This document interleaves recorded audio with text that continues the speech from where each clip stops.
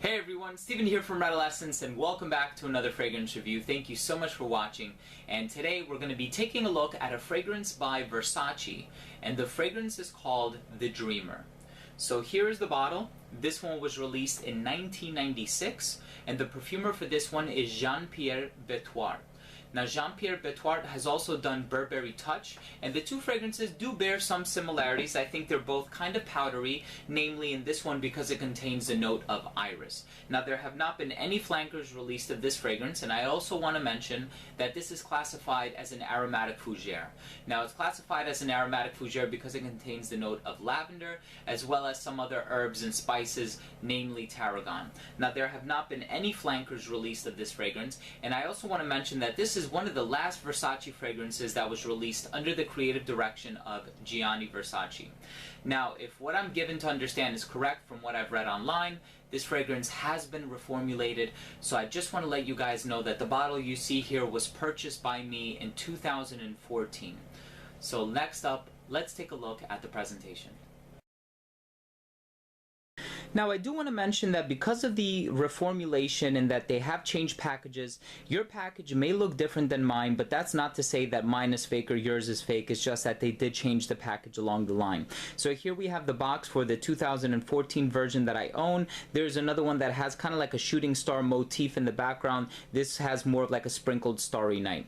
Name of the fragrance, name of the company, the Greek key encompassing the entire perimeter of the box, size and concentration down at the bottom, UPC code and serial number right here below that, ingredients on the back, Versace written at the top, and that's it. Now here's the nice bottle. I actually really do enjoy this bottle. You have the iconic Versace Medusa head in the front and kind of like a frosted glass. Really nice shape to the bottle as well. Now please note that this is not a cap. This is actually a built-in atomizer, and you also have the Greek key on that as well. The distribution is absolutely excellent, and it sprays out a lot of juice relative to the concentration. And that was the presentation for The Dreamer by Versace. Now, my good friend Jose writes, "It's a real classic and a must-try for every fragrance aficionado. A sweet, clean floral with a nice tobacco note in the dry down that makes it a memorable fragrance. Barry compares this one to Prada's Luna Rosa. Joran says this is an amazing scent. This would be perfect for a date night. Now, Mustafa does not like it at all. This one, along with Jean-Paul Gaultier's Le Mans, and Carlo hates this one as well." Now, as you can tell from the comments, this is a pretty polarizing scent, and I would like to get to the heart of why that is. Now, it's namely because it features two notes that are very dominant in this fragrance. You have the note of lavender, you also have the note of tobacco. Now, lavender in itself is a pretty controversial note because it doesn't necessarily evoke a youthful, modern, contemporary feel. But the note of lavender is actually a very nice note depending on how it's used, how it's blended, and how it's compounded and paired up with other fragrances or other notes in a particular composition. Now, I personally love the note of lavender. One of my favorite fragrances is Eau Noire by Dior, and I also do enjoy Jean-Paul Gaultier's Le Mans, which is a fragrance to which this one has gotten compared. Now, why don't people like the lavender note or the tobacco or the florals in this fragrance?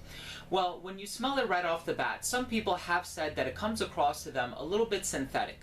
Now, I don't necessarily find it all that synthetic. I do find it rather bold, brash, loud, and unapologetic in the opening, almost as though it's trying to make a statement. And I certainly do think it succeeds in doing that. It really will envelop the room, and you will get noticed, and people will give you their attention.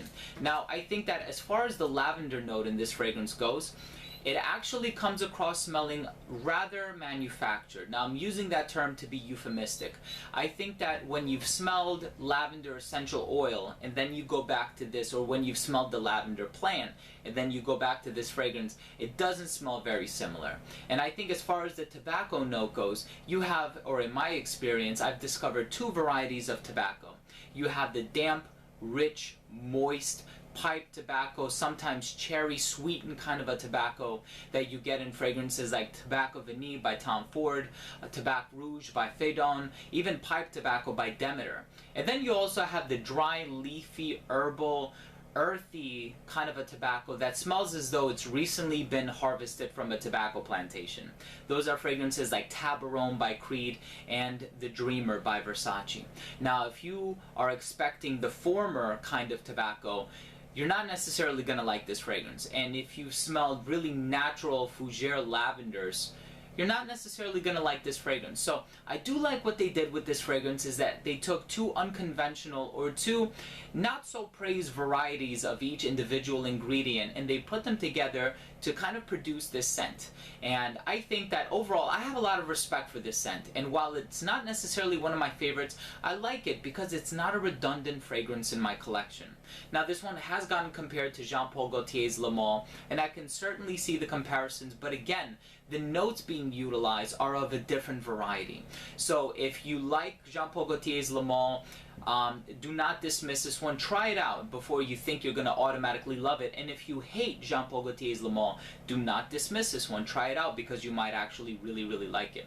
Some people have mentioned florals, and yes, I do get florals from this one as well. I know lily is listed as a note. Can't necessarily say I pick up definitely on the note of lily. Some people have said rose. I kind of get like a white, clean floral feel from this fragrance, and perhaps one that even contributes to the powdery qualities of it, namely because of the use of the note of iris. And then in the dry down, you have that sweetness that starts to come out along with some woody notes.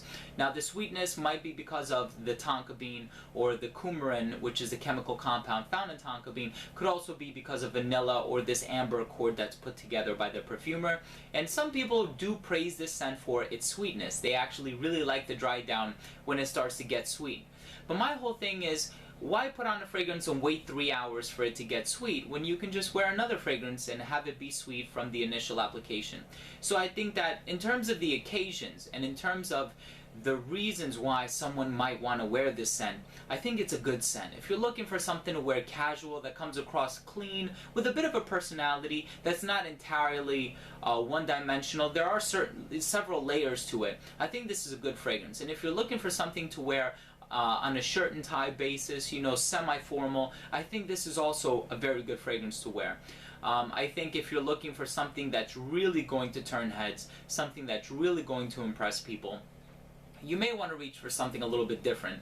And on a night out, you may want to reach for something a little bit more playful, perhaps something a little bit sweeter. But I think for what they were trying to do with this one, I think it's a really nice scent. And for a 1996 release, I think it's also a really nice scent. A little bit more of an understated version of Jean Paul Gaultier's Le Male, if you will. You have Jean Paul Gaultier's Le Male, you have 212 Sexy Man by Carolina Herrera, and right below that, you have The Dreamer by Versace. Now, again, I would like to conclude by saying this is a polarizing scent. So please make sure you give it a try before you entirely dismiss or, you know, agree to the fragrance. So thank you for watching. Last up, we have the rating.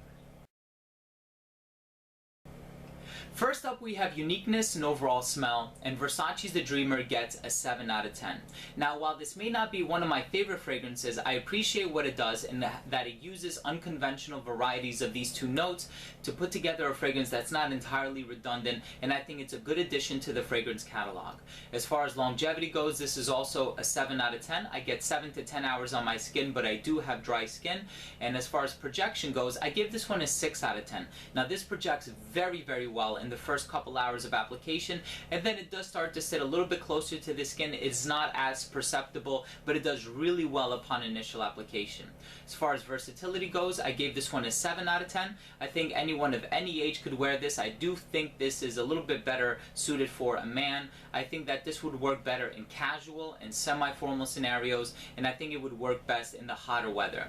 As far as presentation goes, I already told you guys what I think about that. I like the built-in atomizer, the Greek key, the frosted glass and the Medusa head, and the classy and classic shape of the bottle. I ended up giving it a 7 out of 10.